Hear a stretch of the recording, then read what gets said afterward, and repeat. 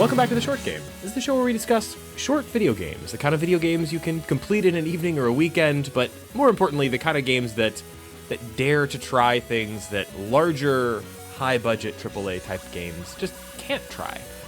Or dare to try things that were in vogue in the 80s and are pretty much exclusively the purview of shows like ours now. I guess that's true. I'm your host, Reagan Kelly, and I am joined this week by my full complement of co-hosts. Laura Nash, how are you doing? I'm doing terrific. I was just in Chicago visiting Laura, and we had a ton of fun. Thank you so much for hosting me in Chicago. Of course, I can think of anybody else who would visit me and spend 5 hours on the prettiest day inside an arcade.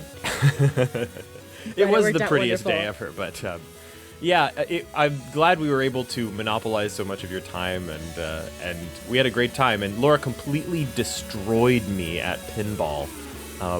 I refuse to believe that you're not in there every day sharpening those pinball skills. Sure.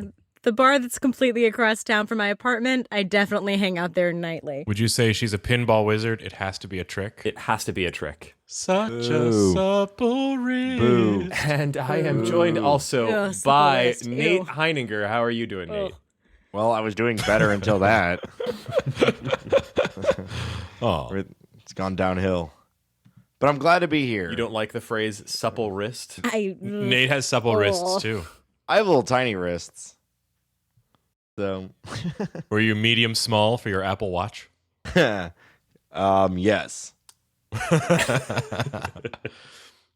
Have you received it yet? Just kind of throwing it out there. Yet. Not Okay. yet. Even the mighty Apple employee has to wait like a peasant for his Apple Watch to arrive. That's how it feels. Mm-hmm. Very, very peasantry having to wait for my Apple Watch. Are you wearing a watch right now? No. Okay. Do you look at your wrist with shame and disgust? Often. But that happened before. Because they're so small. I'm constantly disgusted and ashamed. So Well, the watch should help bulk it up so it feels might. more manly. It'll It might. distract You gave from up, your supple wrists. Well, except for more people are going to be looking at it. So I gave up wearing a watch many years ago, but I've never broken the habit of actually looking at my wrist when I want to know the time. So I'm just like, oh, yep, it's still hair past the freckle. Mm-hmm. Mole o'clock. And I am That's joined, right. of course, also by my brother and real-life bro host, Shane Kelly. How are you doing, Shane? I'm pretty good. Yeah, life is great, man. Awesome. So this week we're talking about something a little unusual for us, although we've kind of talked about interactive fiction before on this show. We had a whole interactive fiction episode that we'll link to in the show notes with some general thoughts about interactive fiction and some recommendations. This week, we've decided to cover as best as we're able, we're going to cover the games that are featured in Spring Thing 2015. So we mentioned in the interactive fiction episode a few of the different interactive fiction competitions and festivals that happen throughout the year. And we've kind of decided that maybe it'd be an interesting thing for our show to start covering those festivals and competitions in a little more detail. And the most convenient one, the one that just happened or is ongoing right now, is Spring Thing 2015. Yes, it's seasonal. It is spring. and it's a thing. Yeah, it's so seasonal that it actually, the nominations for ribbons, the audience competition, ended last night at midnight. Perfect. You know, one of the things that struck me when I got ready to start this episode, picking a game to play and recording, was just how good the kind of Google space for this particular contest is. If you Google the word Spring Thing, there's 1,000 things that could show up, but it's actually this interactive fiction competition. That is kind of weird, actually, now that you mention it. Yeah, I was trying to find it earlier today, and I kept thinking it was Spring Fling, and that was taking me in many different directions before I finally realized what it was actually called. So this competition is kind of an offshoot of the biggest interactive fiction competition, which we mentioned for sure in our interactive fiction episode, and that's IF Comp, or the Interactive Fiction Competition, kind of boringly named. The IF Comp happens once a year, and the 2015 one hasn't occurred yet. I don't think we have nominees or anything yet. There's also a pretty big award called the XYZZY Award. That's XYZZY Awards.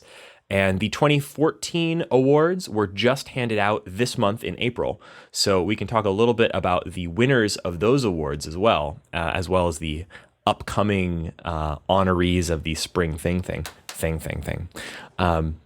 Spring Thing actually has switched over from being a competition to being a festival. I'm not really entirely clear on what the actual difference is in this context. Well, there are 2 awards given out instead of 1. I don't know if that means it's now a festival, but one is basically alumni, meaning if you have ever submitted a story or piece of interactive fiction to the competition, you can vote on the awards in the Alumni Award, and everybody else, all of us bougie folk who don't have our Apple Watches yet, can vote for the Audience Award. So Interactive fiction for the Apple Watch, called it.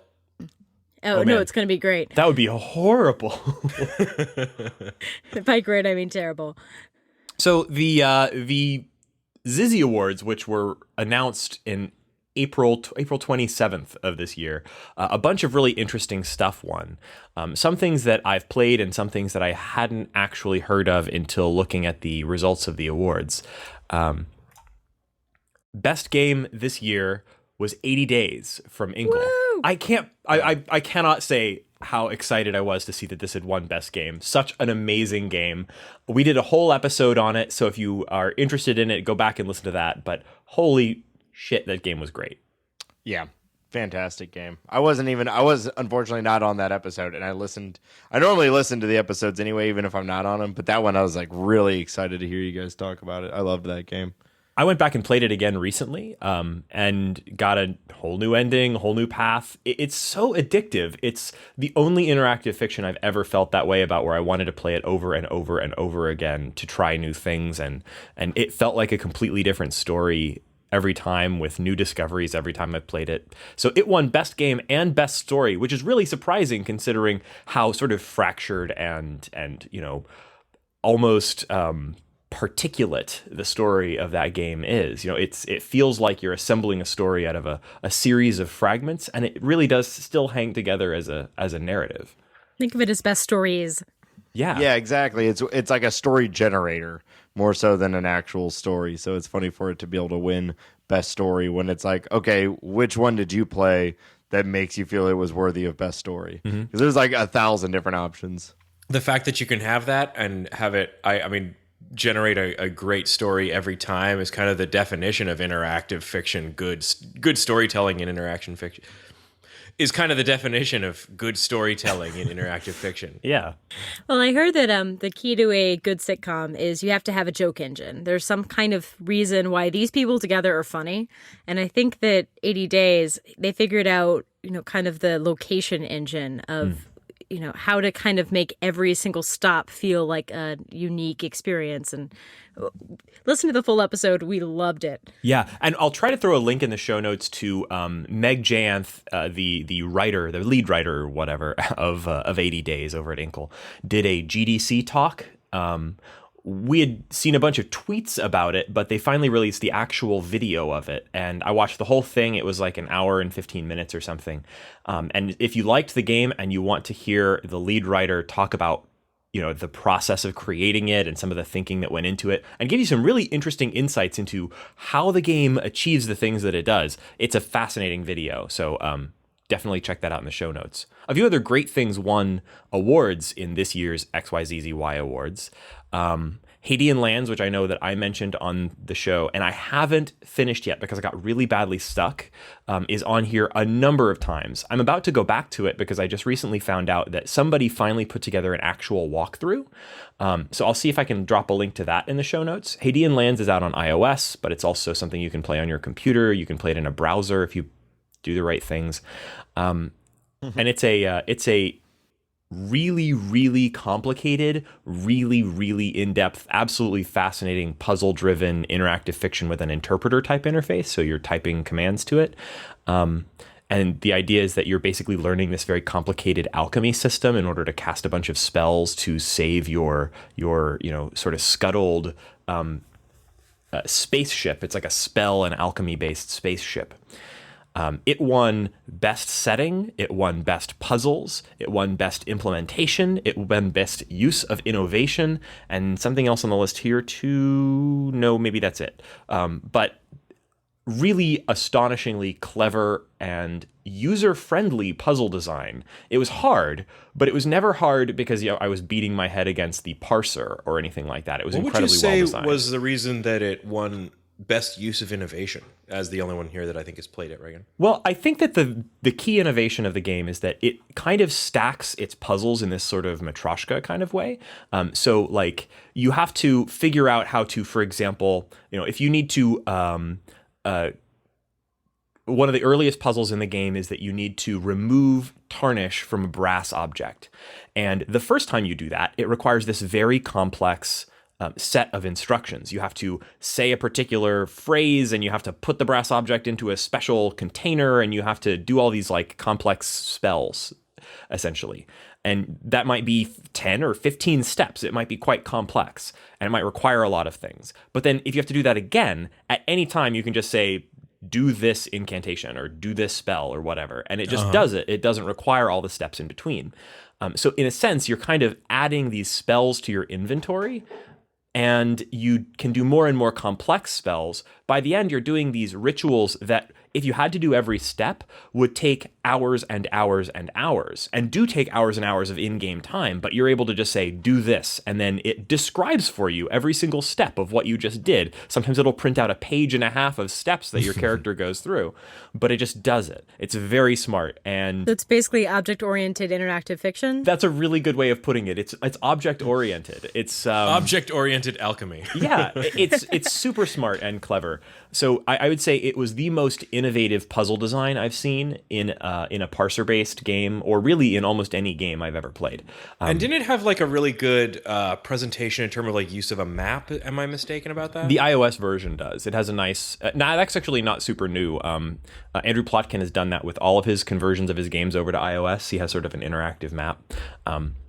Which helps a lot, because then you can just tap a spot on the map and your character will go north, south, south, east, east, like it'll go there. That's wonderful. Everything about the game was designed to let you focus on the puzzles and not have to focus on the actual actions of doing things. It's very smart. So other things that ended up on that list, there's a bunch of really cool games on here that I haven't played and haven't really checked out at all. But I can see that The Uncle Who Works for Nintendo, which is a Twine game that I played and absolutely loved, ended up on the list. I still want to play that one. And there's another one here that won a couple of awards with Those We Love Alive, which got Best Individual NPC for The Empress and Best Writing. Mm-hmm. So that sounds like it'd be a lot of fun. That's been on my list to play for a while, and I haven't gotten around to it. Oh, and also I see that Creatures Such as We won for Best NPCs, and I just played that on the plane back from Chicago. Laura, I think you played that, right? Yeah, it's I mentioned it briefly in the last interactive fiction episode, but it is about having a terrible job on the moon and kind of dating someone who you're a tour guide of. Not really dating, but kind of flirting with him, because you can't date people you're giving tours for. Or her. You have like 6 romance options. Yeah, but you're giving a tour to someone who developed your favorite video game, and you get to talk to the different creators of the game. So a lot of the conversation is about art, video games, and what you get by playing them. Yeah, it's really interesting in that I think the writer of the game, Linnea Gassler, she's a writer for BioWare. Really interesting. That would make a lot of sense based on how the story goes. It does, because the sort of central plot of the game kind of revolves around the idea that the main character, your character, has this shit job on the moon, plays this game that has basically a bad ending, or an ending that he doesn't like, and it tears him up because he was really empathizing with the characters. And you sort of play through this in the game, and then the developers of the game show up, and you spend most of the rest of the game internally struggling with why did they choose to give it a bad ending, and then talking to the various developers of the game about the game that they developed. And it's all sort of about, how do people connect with each other through art? Is art, does art belong to the creator or to the or to the artist? What is the artist's responsibility towards the expectations of the player or or viewer? It's really fascinating, and it does this as a part of a romance game, as a part of basically a dating sim. Yeah, you get to opt in as you can talk about art for art's sake and video games for art's sake as much as you want, or you can just bypass it and want to talk about mechanics, depending on who you want to talk to, how you want to play, and how you approach video games. Wow. So you don't have to be pretentious if you don't want to. I was gonna say that. Yeah. It made me think a lot about the controversy around Bioshock. Excuse me, not Bioshock. The controversy around Mass Effect 3. Yeah. Because it kind of mirrors that. You're talking up the developers of this game who had an ending that you didn't like, and talking with them about, well, why was the ending like this rather than like this? And like the ending that I got to in the playthrough that I got, I mean, I don't want to spoil anything, but basically you're talking in the ending that I got, so here's a mini spoiler break. Fast forward 30 seconds if you don't want to hear about it. I ended up sort of romancing the writer of the game, and she was telling me about how she basically the ending was she patched the game to let the player write their own ending, and then you got this sense of like, well, is this a real ending or is it not? Is it better to be able to kind of determine your own fate in a video game, even if that means that then you're losing out on the artist's intent? It was a really interesting kind of echo of the results of the controversy around the ending of Mass Effect 3, and it was really, really interesting. And romance. Gosh. That's like I didn't even consider that something so meta could possibly exist. Well, that's what I was kind of laughing a minute ago. Like, you pointed out that you have the option to skip some of that stuff, and like I started having like flashbacks to my art history class in college, and like, oh, is this toilet actually art? Like, oh yeah, there's Duchamp, definitely. Yeah, there's such I actually skipped all the romance options in my college art classes. well, you missed out then. Yeah, that's such a fine line to walk between interesting dialogue and like pretentious douchebaggery. And so like it sounds like they've done it well, but like, man, that always gives me like a little like I twitch a little bit when I hear. Well, there's also like moon explosions. You have to save people from moon explosions, so that's pretty cool. Well, yeah, and you say a shitty job on the moon, and I'm sitting here like, what's a shitty job on the moon? I don't know. It's on the moon. It sounds great. So like, this game sounds cool, but like, I just whenever someone says like, what is art and who does it belong to, I just start to like twinge just a little bit, and just waiting for like the endless discussions from art class that were just never fun. I totally know what you answer. mean, but this ended up being really a highlight for me. So, well, good. ZZ, how do you say it? I think XYZZY. The XYZZY Awards had, Mm-hmm. yeah. Let's just take that back. Sure, Unpronounceable name. The XYZZY Awards had no love for Keisha, Warrior Princess, unfortunately. I haven't played that yet, but after our discussion of Laura and I played a card game while I was in town called Slash. So cool. You take two cards and there's different characters from different TV shows or media or history, and you basically try to explain why your pairing is the one true pairing. Yeah, it's like and Cards I had seen a Against Warrior Humanity Princess and Keisha based on this Twine game, and Reagan didn't support me. I am so sorry. It was basically Cards Against Humanity meets Slash fiction. Totally fun game. Highly recommended. So also recommend Keisha Warrior Princess because it's but you must have headphones and you might get a seizure because there's lots of glitter. That has my vote for most innovation in interactive fiction, in that it has like the best use of the blink tag and GIFs. That sounds great. I'm gonna have to play that soon. Spectacular. So it's a laser light show. They should project it on the roof of the Coliseum in order to play it properly. So the XYZZY Awards, had their results out. We can also briefly mention that the IF Comp awards for last year, the 2014 awards, are also out. They were announced a little while earlier. Anybody play any of the items on that list? I know that I played Creatures Such as We already discussed it. It won second place, but I haven't played anything else on this list. Obviously, this is the bigger competition because there are 42 games on the list. And I've only heard of the top 3 or 4. I have not played. Yeah. Yep. None of us have played any of them except for Yeah. Creatures Such as We. This will have to be shortly on my list. So IF Comp is very exciting. We're going to do our best in this coming year to cover the IF Comp nominees and try to bring you some of that. Some of those upcoming games in the 2015 IF Comp, but we don't have much to say about it. But Spring Thing is upon us, and the games that are featured are. We've done our best to kind of play as many of these as we could, but not all of them, and there's not that many. There's a game called Toby's Nose by Chandler Groover. Shane, how would you describe Toby's Nose? Toby's Nose is a game where you're playing the part of Sherlock Holmes's trusty dog, the dog with the wonderful mystery-solving nose, Toby. It's a kind of a one-room puzzle game, but it's also an exploration-based game. So the interesting thing about this game is that because you're playing it by exploring all the smells in the room with your nose, it's a game where things feel very expansive and you've got all this kind of room to explore.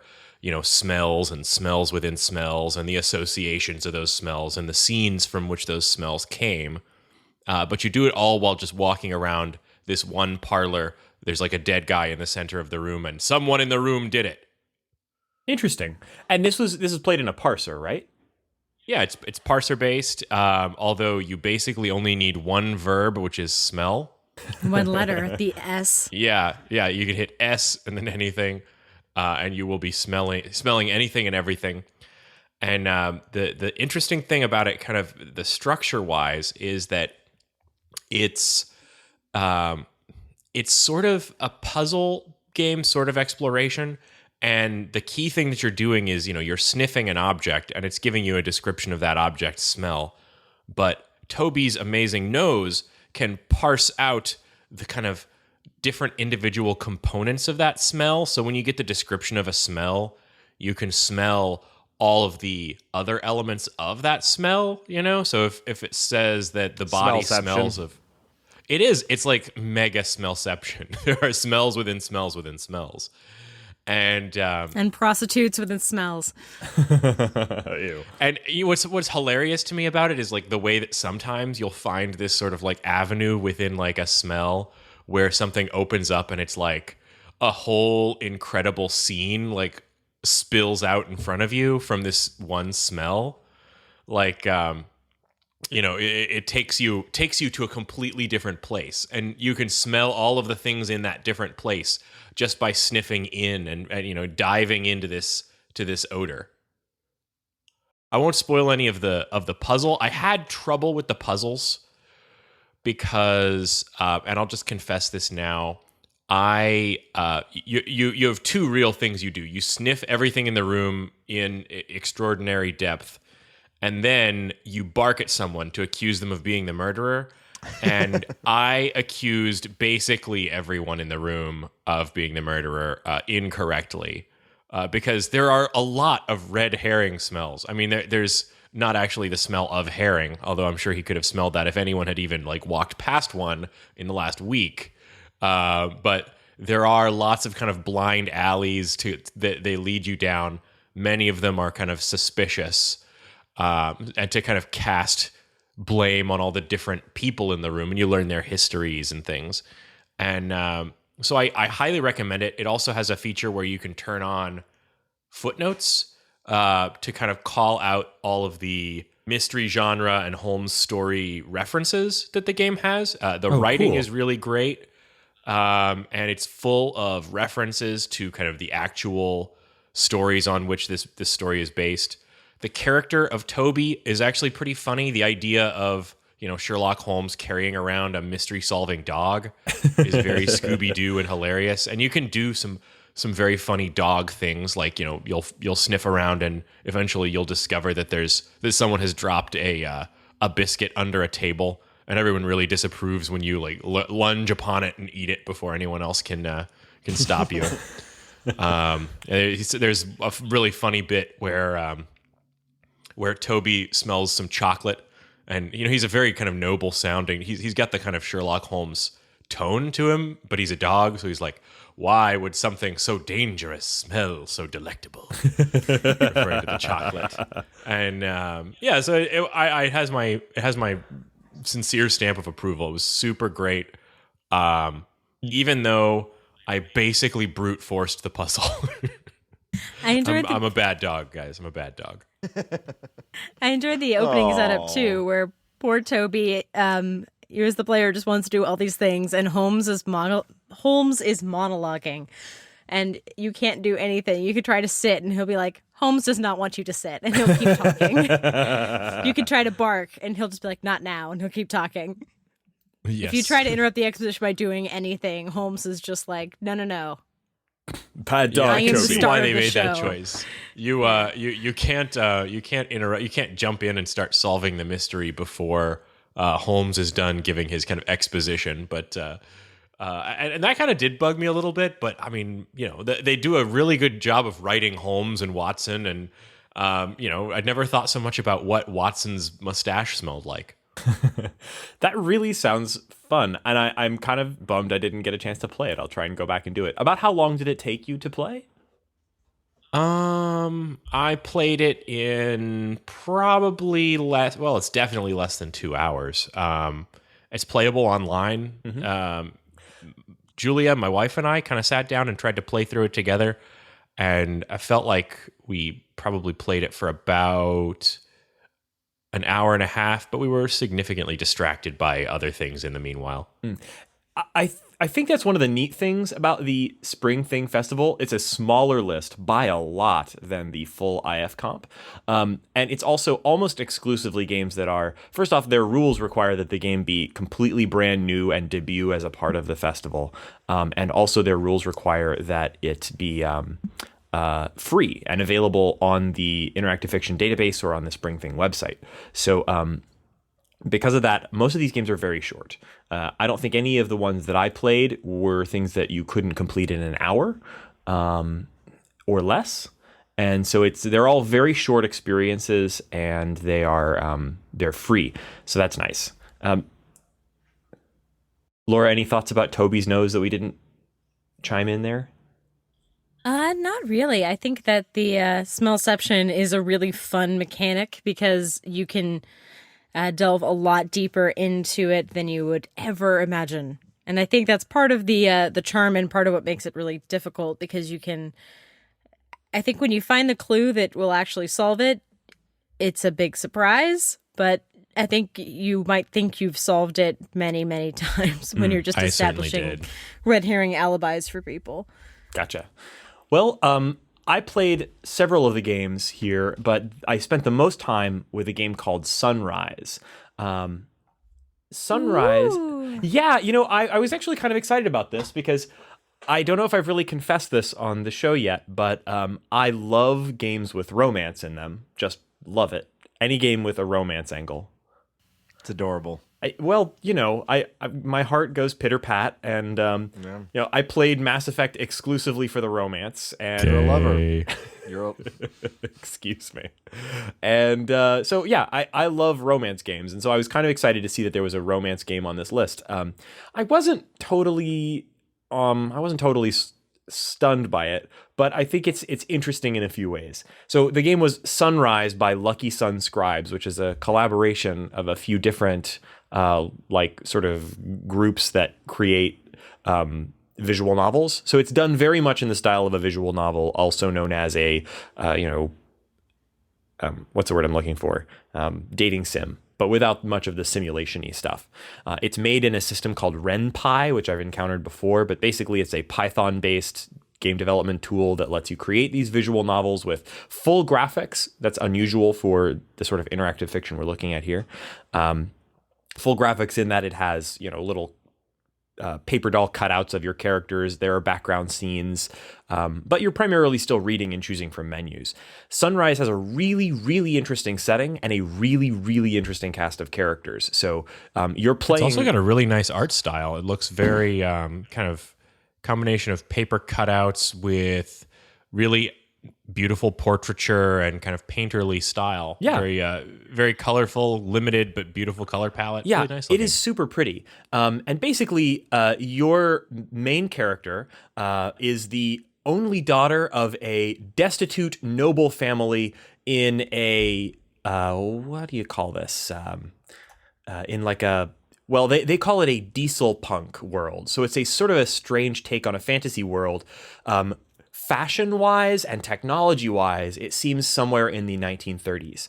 And the setting is the American West. But it's a society with a king, and there's magic, and it's this very strange setting. So the Lady Sophia. Oh, no, I'm sorry. Sophia. There was a typo on the page I was reading there. It was Sophia. Hang on a second. Let me grab my notes here.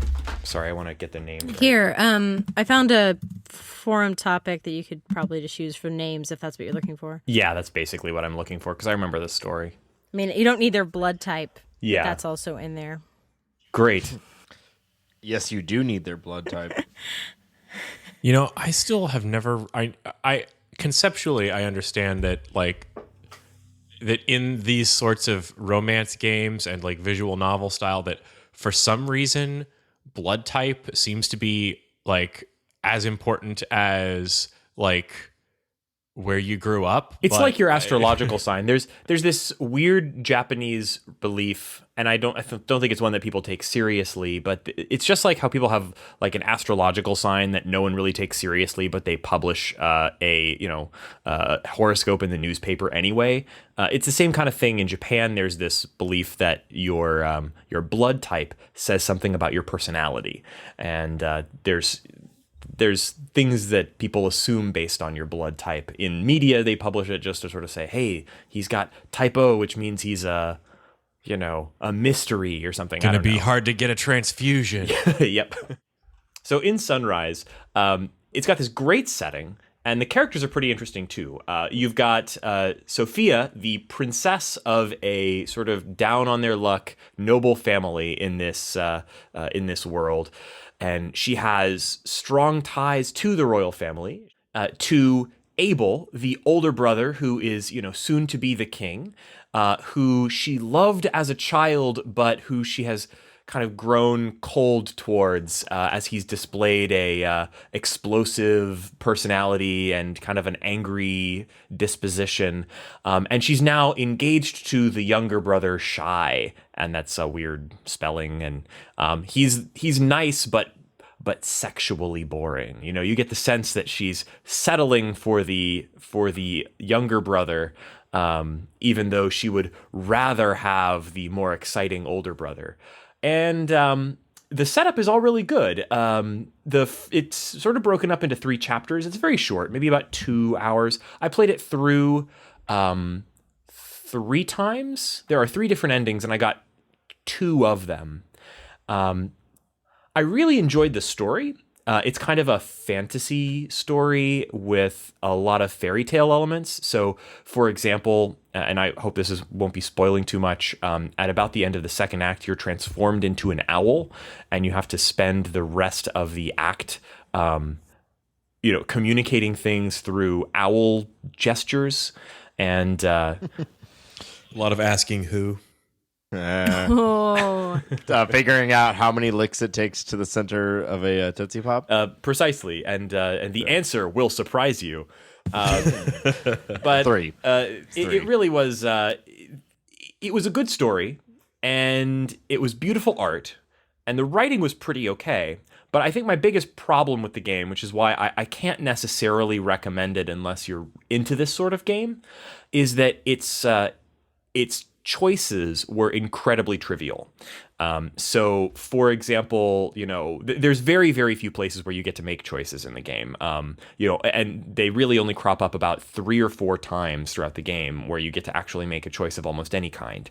And then some of them are completely, trivial. Like, for example, as an owl, you have to go and find the older brother. Where could he be in the castle? You have 3 options: the courtyard, his room, or I don't know, someplace else. And you can go to one of those places and he's not there. And you can go to the second place and he's not there. But if you go to the courtyard, oh, he's there. It's like, that's not a choice. I was just checking things off a list until I found where he was, and he's always in the courtyard. So it doesn't really count as a choice then, did it? So it's incredibly light on choices and decision making. And really the ending that you get comes down largely to right at the end, you get to decide, well, one brother is, I don't want to spoil this, again, skip forward if you don't want to hear a spoiler.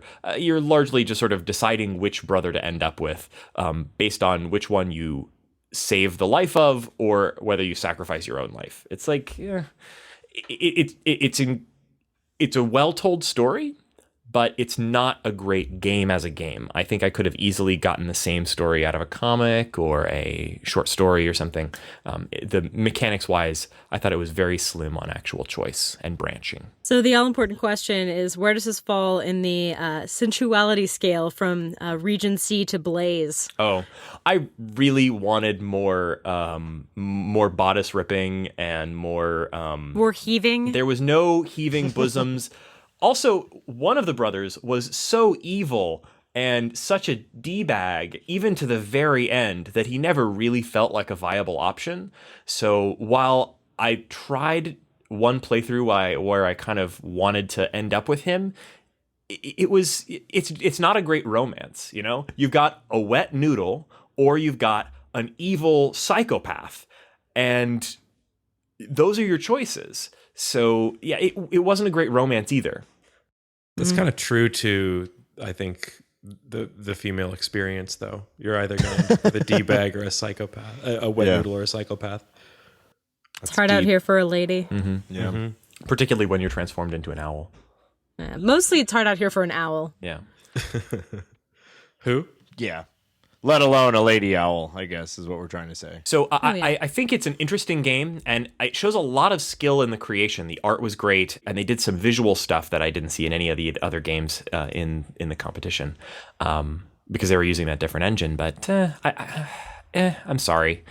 If you like that sort of game, it's definitely worth keeping an eye on these guys. They've got skills, but this particular experience, not amazing.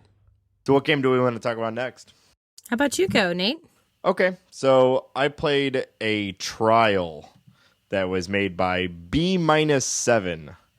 It was purely a text-based game, and I think I'm the only one that played this, right? No one else. I'm afraid played so. this? I wanted to play it, but haven't gotten around to it yet. Yeah, so it's purely text. I haven't really done any other Twine games, nor do I have very much experience with interactive fiction, so you'll have to pardon my lack of knowledge of the, the mechanics, the words for the mechanics. But basically, as you're reading it, certain words are bolded, and you can click on that bolded letter or that bolded word to move forward. Sometimes there's only one thing on the screen bolded. Sometimes there's 2, 3, 4 different things. My first instinct, or my first impression of the game was it appeared to maybe be a little... I want to read something for you, and then we'll talk about it afterwards. So, like, the very first thing you read is, the Center for Media Designation, CMD, has given this text game a rating of DIS for disassociation, dysphoria, and disassembled discourse. Edit, the CMD adds discredit for the author's willful misuse of language, which... It's kind of clever. It's also like getting real close to that thing I was talking about earlier, actually, with like really lame people in college, like oh, this is rated R for like racism and radical opinions and like you know what I mean. Like it kind of got kind of close to that, but you can see the world that this game lived in, which is kind of the like I don't know, George Orwell 1984, kind of like everything is really, really big. All the like everything has a really long name and then is abbreviated right after it. Like that. The Center for Media Designation, it's CMD. And so like everywhere you go, it's always some crazy long name. And basically your goal is you take control of this character who has lost his name for whatever reason, his or her name. You've been, it's like kind of implies that like the government took your name away and now you are classified as nameless. And your job is to get to, it's like the center of reassigning or something like that. Your job is to get across town and get there and get a new name. And along the way, you face a trial of sorts of many different things getting in your way. There's no real puzzle to this game at all, but there's 13 different endings. And I actually only got one different ending, but every time I played this game, I got to the same place, but in a very different way. So I didn't play it a lot of times. Each run only took maybe 10, 15 minutes. And actually, once you start hitting some of the same screens, it's a lot of text. Mm-hmm. You know, it's just like a wall of text and you kind of click through it. So I don't really know how much, like, if some of them are like secret endings or if it's like, again, I didn't play it a ton, but it was interesting that I tried very hard to go a different way and ultimately ended with the same ending on my two different runs. It seems pretty interesting. The description on the Spring Thing page is a trial is a chimera of prose, poetry, and question marks. Lots of question marks. So I think they're definitely going for something a little more experimental there rather than a strictly narrative experience. But yeah, it looks pretty interesting. It's a Twine game, so hypertext and lots of you can play this on anything. If it's that short, I'm definitely going to give it a shot. Yeah, and I kind of it gave a bad taste in my mouth with that first thing that's rated dis for that, but it turns out to be a lot more clever than that. It basically makes a lot of jokes like that, though. Like, and I don't know if jokes is the right word, but like the whole thing is kind of written like that. It sounds sort of Kafka-esque in its yeah, description. definitely. Like at one point, you enter into a statue park where the laws of the land are written on all the statues. And it's like page after page of the different laws. And you're just reading them. You're just working your way through. It's pretty interesting. But some of them are like, you can't park here on Tuesdays. And then another one is like a whole entire page of the use of magic in on this property. And it's all over the place. And that actually leads you to eventually a quiz to prove that you're actually where you're supposed to be, which I'm thinking you can't really get wrong, but it tells you you read a set of prose and then you have 4 answers and you're supposed to answer the first thing, like whichever of those seems to be right. And as far as I could tell, there was no pre-knowledge of these things. Like, there's no way you could go back, play the game, and get these answers right. You're just supposed to answer the first thing that seems right to you. And one of them was the lyrics to a Rihanna song. It was Umbrella, and it was like caught me off guard because it's like under my umbrella, and I'm like, wait, is that really? And I looked it up, and yeah, it was 4 lines from a Rihanna song, and then the answers were all nonsensical and not the next line in the Rihanna song. So it wasn't a like, you're not. I think there were other connections. I'm sure that wasn't. I'm sure there was a lot of actual like literary. Can I just say that so all of these games have a little bit of art kind of to designate them on the Spring Thing homepage. This guy really needs to take better care of his boots. Yeah, those are some really nice looking boots, and they just need a little love and care, a little mink oil, and some black polish. That's looking pretty gross. They're also on a stove. Yeah, I think he might eat those boots. Yeah, it's worth a playthrough. Like I said, it goes really fast. It's interesting. There's some really good writing. At one point, you're told a story of a girl who's so beautiful, her face is as lovely as a second sun, like sun, and then the line followed up. It's in parentheses.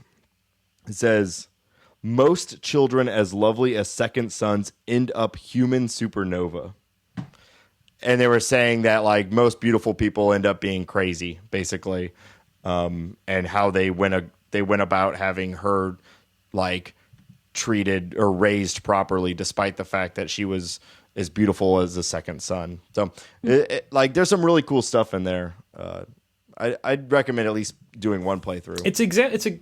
That's interesting because it's an example of how people are sort of pushing for poetry in this form that was so narrative. You know, it's if the typical parser-based interactive fiction is like akin to a short story or something, then a lot of the stuff that people are experimenting with in Twine is pushing more towards the, compilation of poems or something like that. And it's interesting in that way. This had, I would say, most of the time when we've questioned, is this a game or not, I've leaned towards this is a game. I would say this one is not a game and purely just like an interesting way at presenting a story or story options. Like, like a lot of them lead you back, kind of what you were saying with the one where you don't really have any real choice. Like even with this one, a lot of the different paths will just like, one of them's like, there's a note in your hand and you click on that and then it's the note. And then the only way out of it is right back to that page you were just on. Mm-hmm. So there's I guess the game maybe would be to try to get all 13 endings, but I feel like that would be a lot of work and not something that anyone would actually... Maybe. I don't know that you would really commit to that and really just see what endings you got and move forward. Mm-hmm. One of the games I didn't play much of because I opened it and was kind of like not my thing was Doggerland, which was pure poetry from what I could see. And that was something, it was playing with hypertext poetry where you could roll over things and they changed to images but it was just poems. Yeah. I didn't play that either. I don't think any of us did. And it does seem like probably the most non-game, like poetry primary work on this list. Yeah, if it's your thing, if you like poetry, it's your thing, but it's not mine. We're coming to this competition like with like we're coming looking for games, and so maybe we're not looking for the right thing here. Like these are an interesting interactive way to present poetry, and this may be the only venue that I've really seen that's collecting this kind of thing. So I think it's interesting to find it, and it's something that I'd like to kind of tinker around with a little bit more, just because it wasn't what I was looking for when I came here. Like just because I come to interactive fiction with a past of loving, things like puzzles, like I found in Toby's Nose, doesn't mean that I might not love and connect with something like this. Poetry's pretty personal, though. I've never had like a book of poetry that was assigned to me that I really connected with. And I've discovered poetry on my own that I did really connect with. So I don't know. I don't know what to say beyond like maybe it's got to be something you personally connect with to kind of find your piece of interactive poetry. Mm-hmm. So sort of bordering between that style of poetry and sort of mysterious style versus the more gameplay-oriented style was a game that I played a little bit called Ruinous by Porpentine Charity Heartscape. And that's the same person that created that game Crystal Warrior Kesha that Yep. Porpentine Charity Heartscape is I've seen a couple games of hers. She's pretty prolific, and her stuff is she's got a ton of games on her site. This game was created specifically for Can I just say, you guys have to visit her website? I just went there. Oh, it's amazing. It's my favorite website on the internet. Like I want her to do web design. Can she redesign the short game site, please? She like has learned flaming HTML. and- Yeah, she learned like HTML in like 1998, made a website, and has kept it. Yep. This is awesome. And continue to My update favorite it. thing Continue about- to iterate and improve by adding emoji. Yeah, my favorite thing about Ruinous is everybody else bothered to put a blurb about what their game was. She just put a picture of like clouds or something from NASA with no summary. Yeah, no text whatsoever. And that's sort of the what I thought was really interesting about it was that it plays in a vague sense kind of similar to, and not as complex as, but like you remember that feeling in a dark room where you open up the game and you don't know who you are or where you are or what you're supposed to be doing, and then you just start experimenting and you start discovering that there are actual goals involved, and that maybe even they're like there's a world to this game. That's how this game feels. You open it and you get a chance to choose what type of character you are, and they're really great options like, who are you? And you can choose, I am a scavenger or a dust runner. And then you can choose a scavenger who is, for example, driven by magpie lust, or a scavenger who is the sole survivor of the flames of Carinth, or a scavenger who is starving and ragged. And then you can choose your species, which is either ratcoin or harp self or coiler. And can I just say for a second, I accidentally opened Crystal Warrior Kesha. I haven't heard anything that you guys have said for the past minute, because I've just been hearing nothing but dope lyrical genius. That's awesome. And then my favorite, you get to choose for your character your steed, whether it is a bantam, a scolipede, or a lizard horse. And then God, I want to live in this girl's brain. So then there I am. I'm a scavenger ratcoin driven by magpie lust, riding a lizard horse, and I find myself at a camp with a chart tucked under my cloak. Opening the chart, I can see a map, and it has just a name of a single location on it. You can go to that location. It takes several days to get there. The days are just little quick descriptions. You go there, and basically you're collecting locations on your map. Eventually, you run out of options, and you can start a new character. And I think this game was very mysterious and very strange. I think I completed a playthrough. I'm not even totally sure. So it's a fascinating game. It's very minimalist, and it has some of the strange mystery of games that I've really liked in the past, like oh geez, what was that game we did a whole episode on? Like a Dark Room. But it doesn't have the discovery where you really feel like at the end you understand it, like a Dark Room. So very interesting game, and clearly like I want more from this person. Unfortunately, apparently she writes a lot of games, so very prolific and with a really strong aesthetic. So if you like this person's games, then you will find a lot to like. So she actually had a game that won an award in the XYZZY Awards. She won Best Writing for With Those We Love Alive, and I forgot why I hadn't played that game. And the answer is because the first line of the instructions is, before living this life, have a pen or Sharpie nearby, something that can write on skin. And I was at work. And I was on my lunch break. And I was pretty sure that if I showed up with things tattooed all over my body, I would get in trouble in some way. Yeah, people raved about that game, though. I still haven't played it either. And it's weirdly enough for that exact same reason. I'm really kind of neurotic about not writing things on my skin. I remember in high school, there was this whole thing where people would write on each other's skin for various reasons with pens and Sharpies. And that always sketched me out in a kind of an upsetting way. I did not want to allow that. And I still don't, I guess. So when I heard that it involved that, I never played it. And, hey, you got to interact with your fiction, Reagan. yeah, I guess so. Yeah, come on, man. It's 2015. But a lot of people saw that as a really innovative, interesting tack on the game. I think I'd love to play it. So maybe I'll finally get around to wrapping my arm in some plastic wrap and give the game a shot soon. Maybe you can get someone to lend you their arm. Yeah. Use the dog. Oh. So I think we've now talked about all of them except Mere Anarchy, which I know, Laura, you played. Yes. So Mere Anarchy is kind of a blend between a couple of different types of games we've seen before. It is definitely a short story driven game. There are some choices, although I ended up with similar endings. My relationships to the people in the game were different. So the same outcome, but the way you were supposed to feel about it, I think, was very different. My reasons for taking my actions were different, and my reasoning for completing those actions were different, even if I ended up with a similar outcome. The blurb on the site I don't like much, but I found a separate one that he wrote, which is, the backstory summary is, postmodern sorcery is hard enough without secretive cabals of ultra-privileged mages treating the rest of us like dirt. I like that. It's true. It's true. So the game is basically told between two different time periods. Something goes terribly wrong in your group of hedge witches, and your job is to you're conducting a series of tasks and you're not actually what you're doing.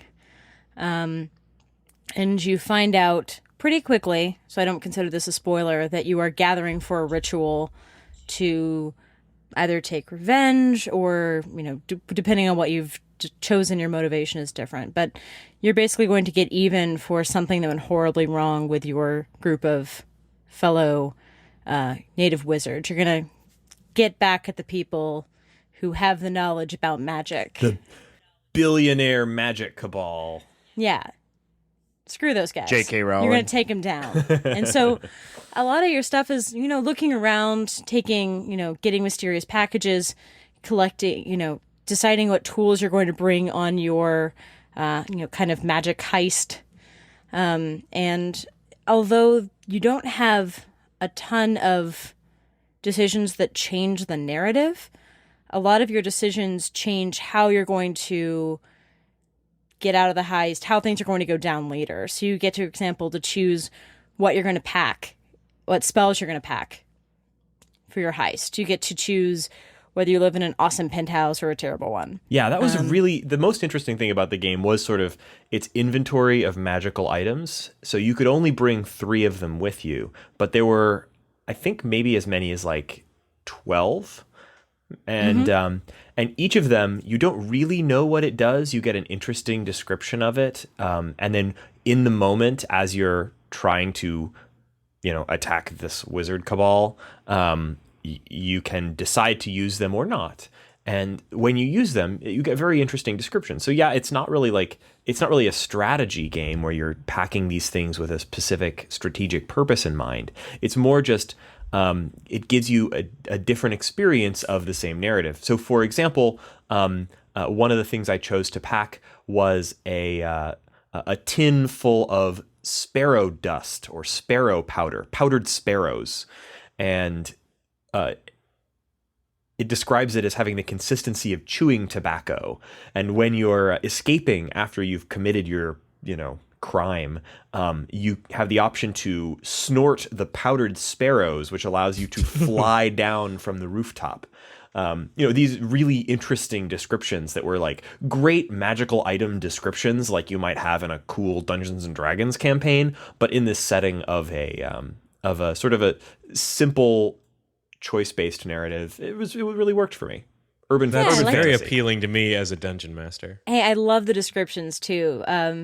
For example, if you choose the vial of liquid innocence, you get a description that liquid innocence is clear, almost invisible in its purity. It tastes different each time, always new to the taster. Things like that. It's really lovely. That's pretty good. And when you use the liquid innocence, it doesn't make your thoughts innocent. It only makes your face innocent. But it does make people trust you. Yeah. So it's another short game. I think it's 30 minutes At the most. And that's if you click on everything. It is replayable in some sense. You can definitely take different choices and get very different chunks of narrative. So I think you can play 2 or 3 times, even though you're going to get the same. A couple times you'll get repetitive sections. So the author says that instead of multiple endings, it features a variegated ending with several choices and variations based on your path, which I think is a nice way of putting it. It's the same ending each time, but many small variations on that ending. They give you a slightly different experience. So I really thought it was, and I think that works for such a short game because if you have 10 different, totally different endings, then, well, you don't get to experience most of those unless you play the game through several times. But this way you get that key experience. And then if you want the slight variations, you can go through and try other slight variations. Yeah, the writing is definitely really interesting. And it was the strongest writing, I think, in the group that I looked at. It's definitely writing centric, like a novel. Absolutely. I want to keep an eye out for longer works by that author, and maybe with that same system. It was done using what was that tool called? Undum. I'm not familiar with Undum, but it's another Twine-like hypertext thing. He had a post about writing in it because he used Mere Anarchy as kind of an experiment to learn Undum and how to write in it. So if you are interested in coding, it's a lot about what's different and what it makes easier. For him, it was easier to have those variable choices where things would, fade in and out depending on what you selected. He chose the elegance of the front end in Undum over some of the places where it'd be easier to code because he thought that would help the game. The transitions really would, and it helps a lot. It is. It's a very elegant front end. I'd say that the thing about Twine games is that they do have that choose your own adventure feel where you're moving from node to node, from page to page. But this feels like you're reading a story. You can scroll back over your basically all the way to the top where you made your very first choice, or you can scroll through the entire thing, and it's just writing and drawing in at the very bottom of your page. It's a little as if 80 Days let you scroll back up. Yeah, so it seems like a nice engine for this sort of thing. I don't know if it's as user friendly as Twine. Twine seems to be super easy to build with, but it looks really nice. I think it's got some advantages. So there are 3 games that weren't considered part of the main festival, but were considered part of the back garden. And I'm not really sure why they called them back garden or what set them apart from the main series, but they're not being considered for the main festival prizes or ribbons. And the only one that I think any of us had any experience with was Aspel by Emily Short. I had to tap out on this one, so I didn't get a chance. But do you guys want to describe what that experience was? Oh, Shane and I went adventure in a hot air balloon together with about 8 other people, which is probably about 5 too many to play this game. But yeah, so there was really a lot fun. of new things involved in that for me. I got interested in it because I follow Emily Short on Twitter, and she was saying she was going to try escorting people through a multiplayer interactive fiction experience that she had created. And there's a lot of things there that I wanted to try. I'm a fan of hers, so I wanted to kind of, meet her, if only in an online space. I wanted to see what multiplayer interactive fiction could be like, because I've never really encountered that. Aspel was it was hosted on, I guess if hosted is the right word here, on a kind of interactive fiction website called, what was the name of that site? Seltani. Seltani, which I had never heard of before, but has apparently been around for a few years and is a sort of a online multiplayer interactive fiction version of kind Myst. of the world of Myst. Yeah, and which is an interesting fit for that kind of thing, because it's a interactive fiction world in which the participants can actually be writing and creating their own interactive fiction worlds that link to one another, which is a really clever concept and fits very nicely thematically with the kind of linking books of Myst.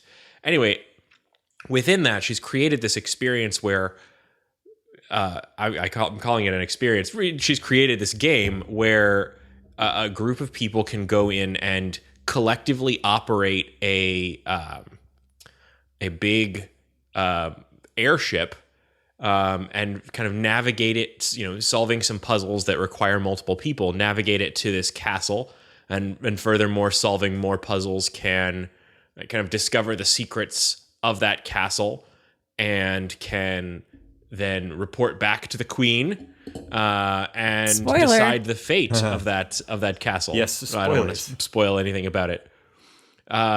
So there was a lot of unique stuff going on here. I've never done anything that was like Parser IF that was also multiplayer. That's actually not true. I've done MUDs and stuff before, but a long time ago. None that were in the mold of like a puzzle Parser IF.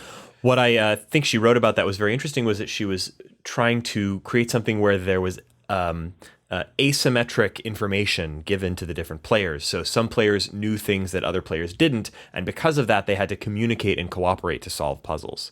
Yeah, and you don't know what other people are seeing. On the airship, the air balloon, for example, people could eat different things, and it would have trigger something in them, and everyone else would think they were having a hallucination.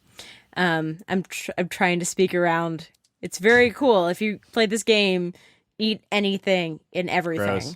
Gross. Just eat it all. You're gonna have a lot more fun, and people will think you're going insane. Well, that's just how I live my life generally. Yeah. So Yeah. that works out.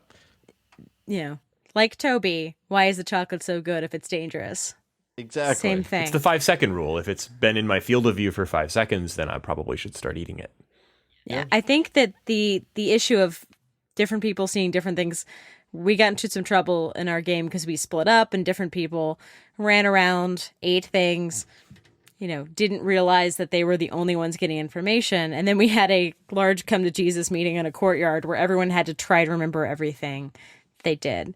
So if you play this, stick together and talk to each other because you don't know what other people are seeing. You don't know what's special. I kept seeing cool things as a scholar and thinking that everyone was reading the same text I was. Yeah, you So I mentioned wasn't as a sharing it. scholar. That's something I didn't think we called out. When you first begin the game, you're choosing what sort of character you are. And that's a very consequential decision as things go on because your descriptions that you receive are very much colored by what sort of character class you've chosen. So like a scholar or a soldier or an engineer, I think were the choices. And I think it's unlike Dungeons and Dragons, where you know what your class gets you and you know the benefits of your class.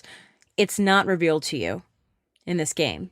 So, for example, I was looking at statues and seeing background information on the statues.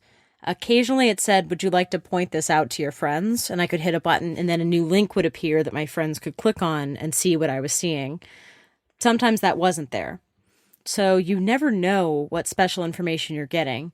It really relies on you to communicate with your friends to get the full story. We didn't do a great job. That asymmetric nature of that was partially, we had a lot more people. I would say like 4 would be a sweet spot for something like this. You need to be able to work with everyone cooperatively, but you also need to know a little bit about what everybody's doing. And I think that she kind of addressed that in that write-up she did about how there were certain times where she was trying to create puzzles where things would be triggered in one place and then the result might be seen in another place. And things were getting triggered by one person and then noticed by another, and then no one realized that they'd even solved a puzzle. Yeah. And things like that were happening to us. But you know what? All said and done, this was a really neat game experience and pretty cool. Yeah, definitely. I was really glad we get to play it. That sounds pretty awesome. Yeah, that sounds really cool. And I'm sorry, I signed on and got all my stuff set up and then ended up having to leave because it was during work and had some work things to do. But I will try to jump into it again with you guys sometime soon so we can... She's been making improvements throughout Spring Thing, so apparently the game is even better than when we played it. Awesome. Well, let's give it a try again soon. And you can find a link to it on the Spring Thing page, which of course we'll have a link to in the show notes. So all of the games that we just discussed are either free or really easy to get. So every game as a part of Spring Thing you can get from the Spring Thing website, and most of them can be played online. Every game that was a part of the IF Comp and XYZZY awards that we just mentioned, you can find a link to in the show notes. Most of those are free. Others are commercial, like 80 Days and Hadean Lands, but all of those are pretty cheap, and you can play them on your smartphone or whatever device you've got, as well as most of them you can also play on a computer or what have you. So this is a really exciting scene that unfortunately doesn't get a lot of attention from a lot of the video game press or from the video game playing public because it has this sort of literary bent. But hopefully things like the XYZZY Awards, Spring Thing, and the IF Comp will help focus some attention on the really exciting things happening here. Yeah, and before we wrap up, I just want to give a quick shout out to Aaron Reed, who organizes Spring Thing. He's a good author in his own right. He just put out a game called Hollywood Visionary that I've picked up and I'm really excited to play. Giant game about you producing movies. And he's also doing Icebound, which is that augmented reality IF game that I can't wait to get my hands on. Yeah, you mentioned that, and I'm really excited to play that when it comes out. I missed the, I don't know if it was a Kickstarter or what other crowdfunding thing it was, but it sounds amazing. Yeah. So we'll try to have a link to that in the show notes too. If we're doing shout outs, I'm going to send a shout out to Be or Not to Be, which I'm finally getting around to playing the Yes. the game version of that. Came out in choose your own adventure book form a while back after a Kickstarter by Ryan North, the creator of Dinosaur Comics. Totally hilarious.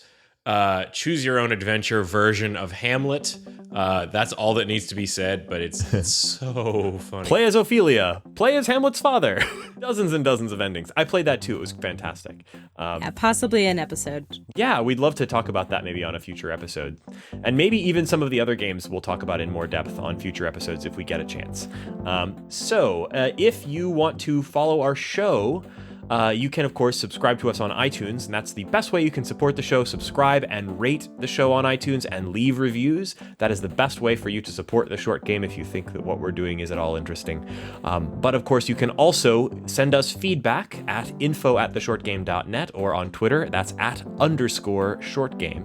You can find all of the show notes and links that we've been discussing at our website. That's www.theshortgame.net, where you'll find all of our past episodes as well. We like to think of our stuff as sort of evergreen, so take a look over our back catalog, and if there's games there that you want to hear about, you can go back and listen to old episodes. And of course, you can follow us all individually. I've been your host, Reagan Kelly, and you can follow me on Twitter @ReaganK. That's RayGank. Laura, where can people find you? You can also find me on Twitter. I'm @LauraJNash. And Nate, where can people find you? You can find me on Twitter @NateSTL. And Shane, my bro host, where can people find you? I'm @8bit Shane. All right. And thank you guys so much for joining us. Hopefully you'll get a chance to go out and play/read some cool interactive fiction from Spring Thing or someplace else, and catch us next week on another episode of The Short Game.